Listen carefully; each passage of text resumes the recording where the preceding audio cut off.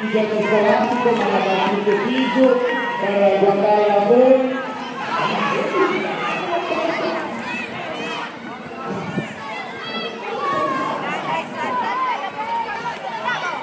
Bravissimo, ancora.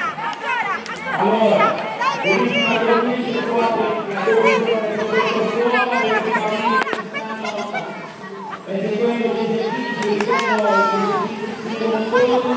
sono stati composti durante tutto l'anno. Scusate, Quindi,